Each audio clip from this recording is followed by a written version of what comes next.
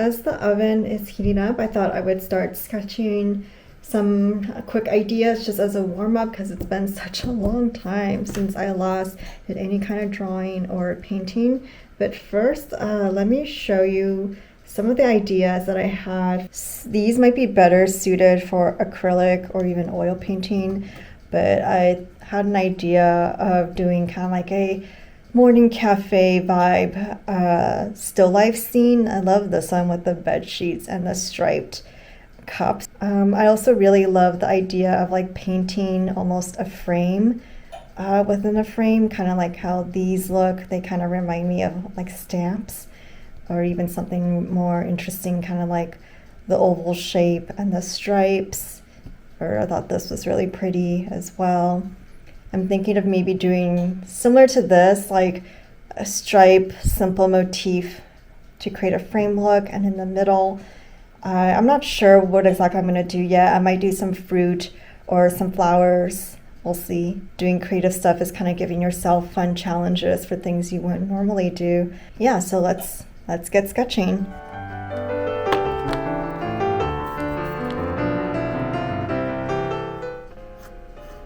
Sketching for the first time after a long break always feels a little awkward. Nothing looks quite right, and it's easy to get frustrated. But I'm trying to remind myself this is just a warm-up, not a masterpiece, and it's okay to ease back in.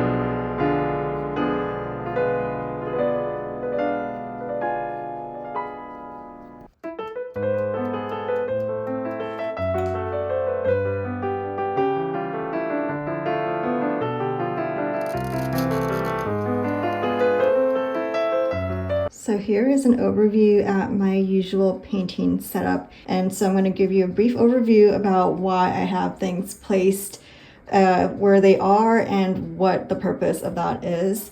And of course my drawing is here. I've started to tape it off so that I can have straight lines with the stripes. I'm not feeling this coffee illustration. I might just change it out for something else, but I definitely want to get started on this stripes and flower painting.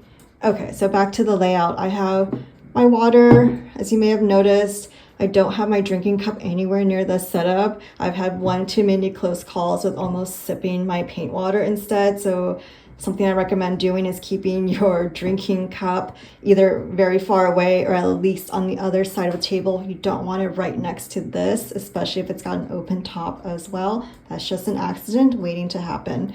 So I have my palette and my paints on one side. I'm right-handed, so you might want to switch this around if you happen to be left-handed. It might be like the reverse or whatever feels comfortable to you. But basically painting stuff, palette, paints on one side, paper towel a little bit underneath the water with the paintbrushes.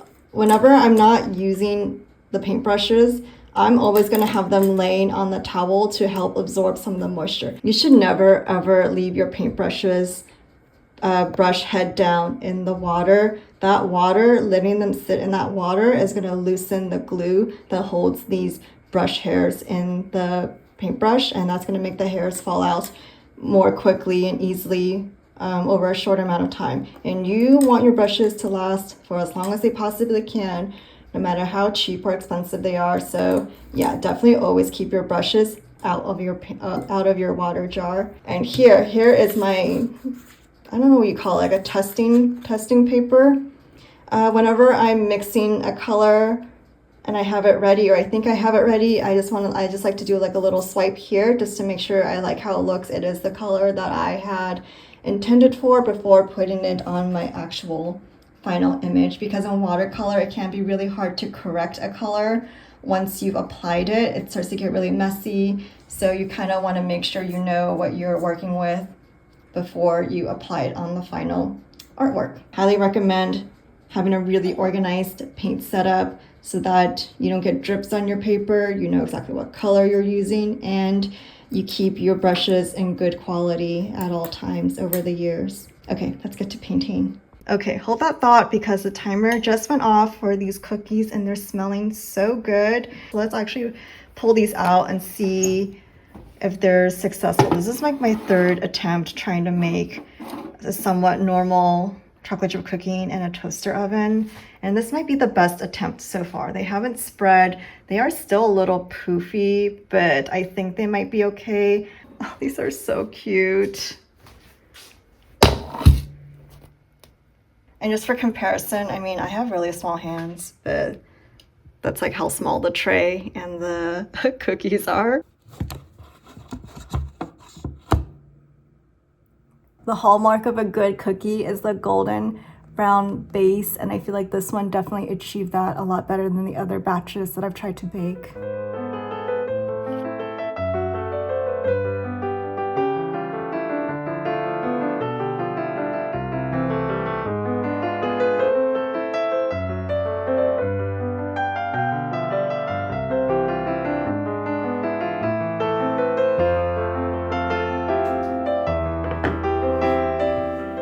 Okay, let's give these a try.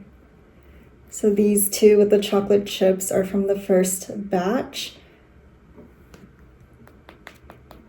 Nice and crisp and golden on the bottom. And then this is just, oh my God, it's like right out of the oven, so it's really hot and still a little bit soft.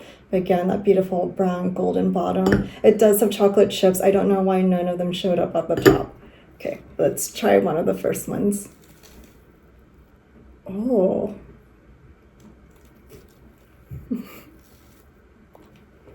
Oh my God. That's so good. I think I'm just so relieved.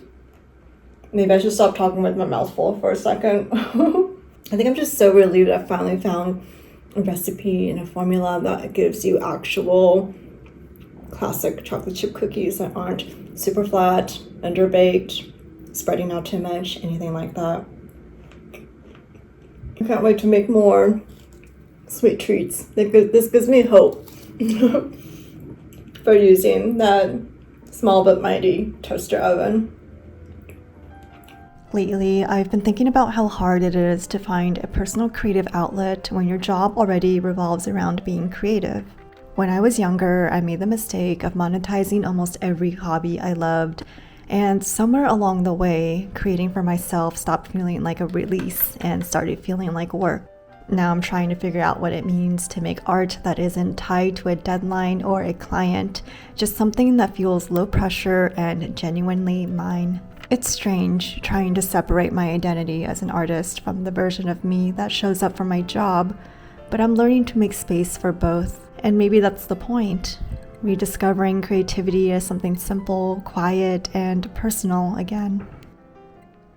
Good morning. It's the next day. So I did some finishing touches on the painting from yesterday, and here is the final look. It pretty much looks just as you saw it last time.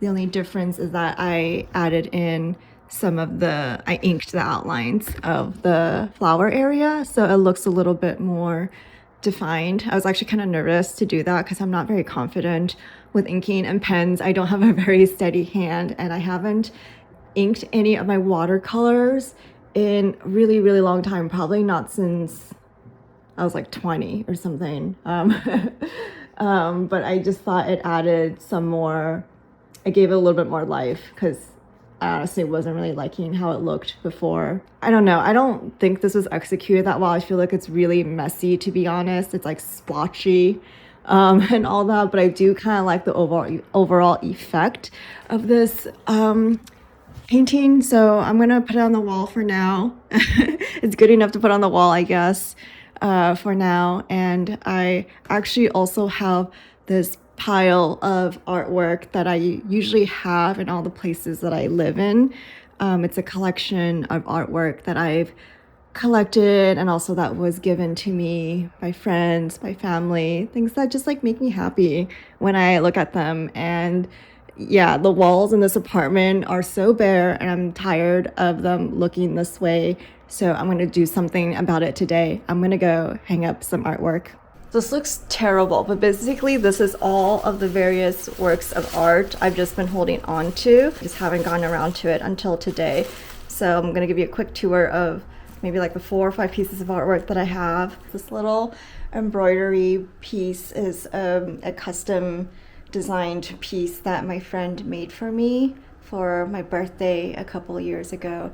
I love the colors. I love the plants that she chose to embroider. I think it's so cute and so pretty. This is probably one of my favorite possessions because it's just so near and dear to me. Next is a little print bought off of Society 6. It's a printing of a Japanese woodblock print from, I want to say, like the 1700s, and it features a bathhouse scene. I've always kept this piece in the bathroom just because I think it's such a fun piece to look at when you're in the bathroom, considering that it's a bathhouse. That's probably like way too on the nose, but I just feel like it's such a nice, fun little piece to have in there. I feel like, I don't know, bathroom art curation is so underrated sometimes.